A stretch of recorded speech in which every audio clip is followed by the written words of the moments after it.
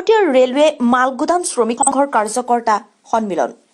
ভাৰতীয় ৰেলৱে মালগুদাম শ্ৰমিক সংঘৰ দেওবাৰে তিনিচুকীয়াৰ মানৱ কল্যাণ পূজা মন্দিৰৰ সভাগৃহত এক কাৰ্যকৰ্তা সন্মিলন অনুষ্ঠিত হয়।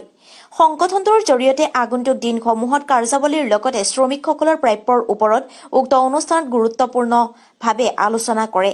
উক্ত অনুষ্ঠানত বিশেষ অতিথি হিচাপে কেন্দ্ৰীয় মন্ত্ৰী ৰামেশ্বৰ তেলী, শ্ৰম মন্ত্ৰী সঞ্জয় কিষাণৰ লগতে ভাৰতীয় ৰেলৱে মালগুদাম শ্ৰমিক সংঘৰ নেতৃত্ব তথা কাৰ্যকৰ্তাসকল উপস্থিত থাকে। তিনিচুকীয়াৰ পৰা মহম্মদ আসিফৰ ৰিপৰ্ট, আছাম ফোকাছ।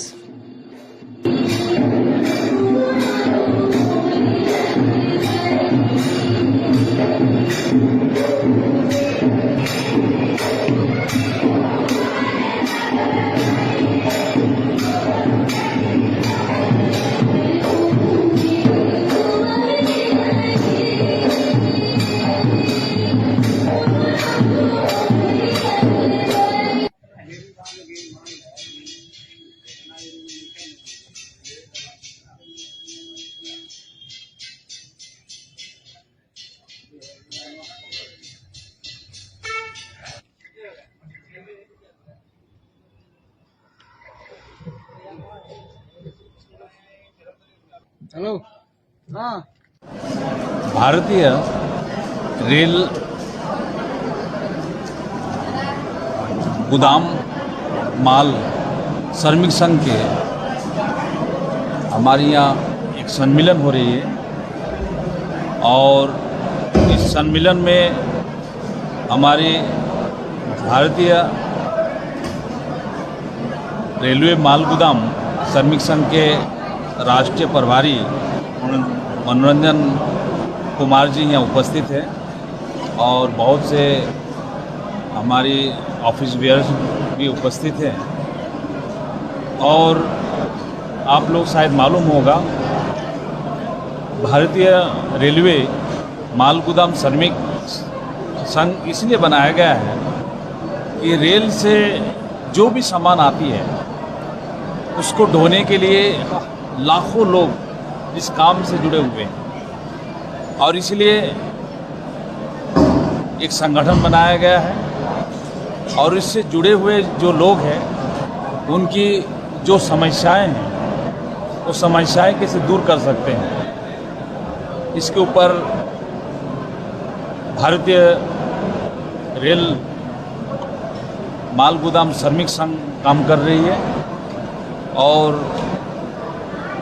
मैं श्रम मंत्रालय की तरफ से श्रम मंत्री के नाते कहना चाहता हूँ, हमारी जितनी भी श्रमिक हैं उनको कैसे हम क्या क्या सुविधा दे सकते हैं, इसका लिए संघ के साथ भी हमारी बातचीत हो रही है। संघ रेलवे के साथ भी बात कर रहे हैं।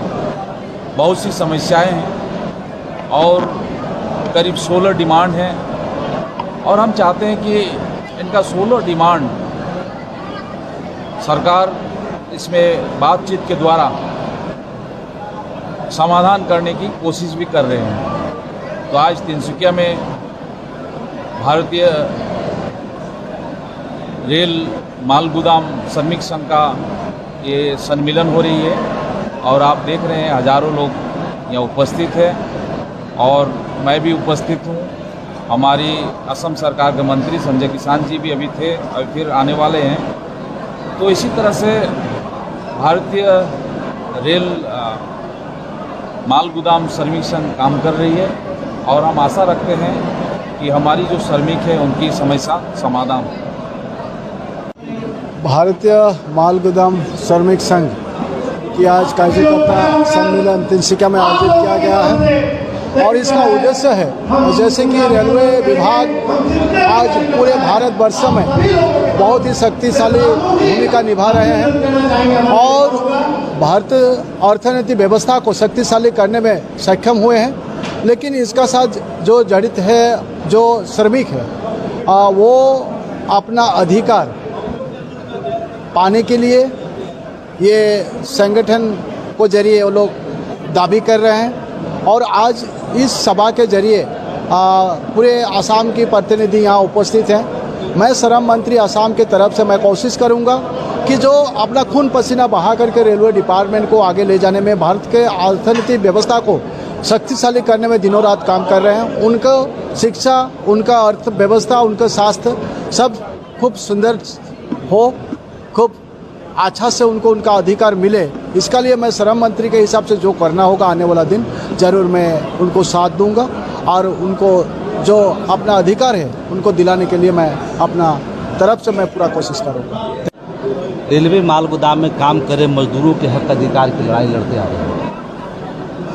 हम लोग इन श्रमिकों के हक अधिकार मिले, इसके लिए पूरे देश में 1998 से, चाहे वो संसद भवन का घेराव हो, आंदोलन हो, जेल भरो आंदोलन हो, तमाम रास्ते अपना कर करके, और मैं आज आपके माध्यम से भारत सरकार को अभिनंदन और धन्यवाद देना चाहता हूँ कि जब हमारे नरेंद्र मोदी जी की सरकार बनी, उससे पहले हम लोग जो आंदोलन किए थे, तो भारतीय जनता पार्टी चूँकि उस समय अपोजिशन में थी, जो शीर्ष नेतृत्व के सभी लोग थे, चाहे वो राजनाथ सिंह जी हो, लाल कृष्ण आडवाणी जी हो, सभी लोग हमारे मांगों को लेकर के हमारे साथ आंदोलन में साथ देते थे।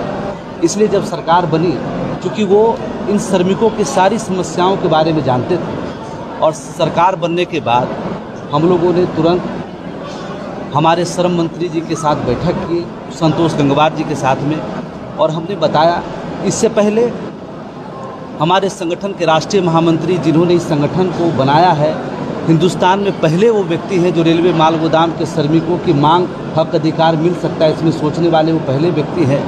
अटल बिहारी वाजपेयी की सरकार में हमारी इस माल गोदाम श्रमिकों के लेकर पहली कैबिनेट की बैठक 28 अक्टूबर 2003 में हुआ था। उस समय भी हमने जो मांग रखा था, श्रम मंत्रालय ने उसका स्वीकृति प्रदान की थी। दुर्भाग्य से सरकार चली गई, वो सदन में पास नहीं हो पाई। जब पुनः नरेंद्र मोदी जी की सरकार आई, हम लोग लगातार मिले, और सरकार ने जो हमारा ब्रिटिश शासनकाल से जो श्रम कानून था, जिस कारण से उसमें संशोधन नहीं होने के कारण इन रेलवे माल गोदाम के श्रमिकों के उस संविधान में जगह नहीं होने के कारण इनको हक अधिकार नहीं मिल पा रहा था। हम लोगों ने लगातार प्रयास कर करके, और सरकार ने 4 लेबर कोड जो देश को समर्पित किए, उसमें रेलवे माल गोदाम के श्रमिकों को स्थान देने का काम किया। आप भारत सरकार जो है पूरे देश में जितने रेलवे माल गोदाम के श्रमिक हैं, उनका सब डाटा इकट्ठा करने के लिए, तमाम चीज़ करने के लिए भारतीय रेलवे माल गोदाम श्रमिक संघ को ऑथराइज किया है।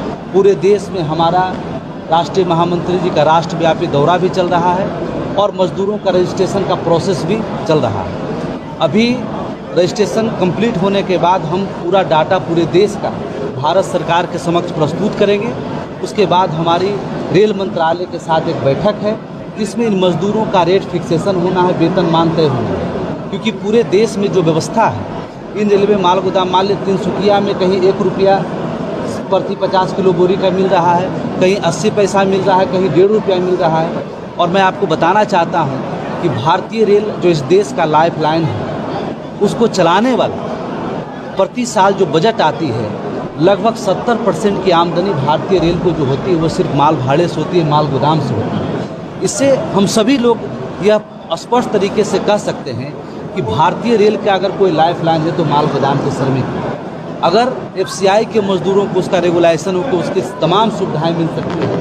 अगर कूली हमारा भाई है जो यात्रियों की सेवा के लिए है, उसको सारी सुविधा मिल सकती है, तो रेलवे माल गोदाम श्रमिक जो इतना बड़ा योगदान है उनका रेवेन्यू जनरेट करने में, देश के निर्माण में, रेल के निर्माण में, तो मुझे पूरा विश्वास है। और जिस तरीके से रेल मंत्रालय और श्रम मंत्रालय के साथ हमारे संगठन लगातार बैठक करके मजदूरों की समस्याओं को समाधान करने का काम कर रही है, मुझे पूरा विश्वास है कि जब मैं पूरे रिकॉर्ड जो रजिस्ट्रेशन है उसको कंप्लीट करके सरकार के पास सुपुर्द करेंगे, तो एक बेहतर रेट, कम से कम आज कोई भी पल्लेदार किसी भी जगह में काम करता है, उसको 50 किलो वजन उठाने कम से कम 15 से 20 रुपया मिलता है। तो मैं चाहता हूं कि जो आम लोगों को मिलता है, वो रेलवे माल गोदाम के श्रमिक जो 177 साल से चुपचाप अपना खून पसीना बहा कर करके जो देश के समर्पण भाव से वो काम कर रहा है, देश के रोजगार में कर रहा है। मैं आपको याद दिलाना चाहता हूँ, आप याद करिए कोरोना के समय में जब पूरा देश लॉकडाउन में था और हमारे प्रधानमंत्री जी ने ये घोषणा की है कि देश के हर नागरिक तक खाद्यान्न सामग्री पहुँचेगा, उस समय सबसे आगे बढ़ कर करके सिर्फ एक रेलवे माल गोदाम के श्रमिकों ने अपनी जान और अपने परिवार की जान की परवाह न करते हुए भी उन्होंने जो पूरे देश के नागरिक के घर घर तक भोजन सामग्री पहुंचाने का काम किया। आप समझ सकते हैं जिस तरह हमारा प्रशासन थे, डॉक्टर थे जो कोरोना योद्धा के रूप में है।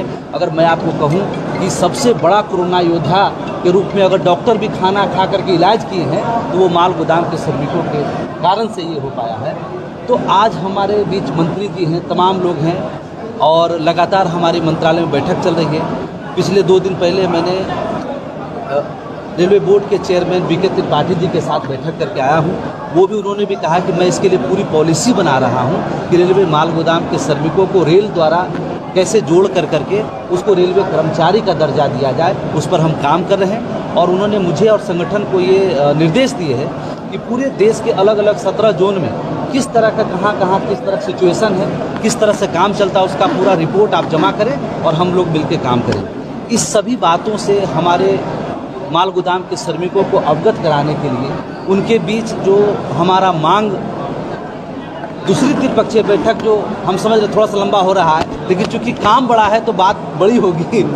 दूसरी हमारी जो त्रिपक्षीय बैठक हुई, ये 4 लेबर कोड पारित होने के बाद 23 मार्च 2021 को, उसमें हमने सरकार के समक्ष 14 डिमांड रखा, जिसमें समान काम समान वेतन का अधिकार, इनको रेगुलाइजेशन का अधिकार, इनको एक्सीडेंटल, इनको मेडिकल, तमाम जो अन्य कर्मचारी को मिलता है इनको मिले। मैं धन्यवाद करना चाहता हूं आपके माध्यम से श्रम रोजगार मंत्रालय का। उन्होंने हमारे 14 मांगों में से 14 मांगों को स्वीकृति प्रदान दी है।